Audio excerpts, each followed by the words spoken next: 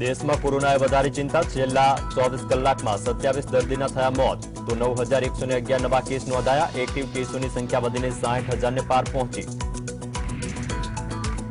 રાજ્યમાં ગુજરાતી શાળાઓનો ઘટ્યો ગ્રાફ 700 થી વધુ શાળાઓ થઈ બંધ 120 ઉચ્ચ માધ્યમિક શાળાઓને પણ લાગ્યા તાળા રાજકોટમાં લાલપરી નદીમાંથી મળ્યો યુવતીનો મૃતદેહ પોલીસે અલગ અલગ મુદ્દે કરી તપાસ સૌરાષ્ટ્રભરમાંથી ગુમ થયેલી યુવતીઓની મંગાવાઈ વિગત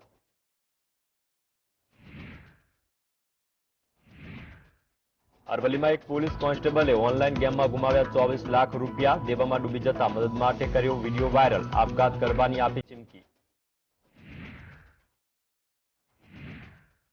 અમદાવાદમાં રખડતા ઢોરોના ત્રાસને ડામવા કોર્પોરેશન હવે બાઉન્સરો રાખશે 96 સ્થળો કરાશે નક્કી કોર્પોરેશને હાઈકોર્ટમાં રજૂ કરી એફિડેવિટ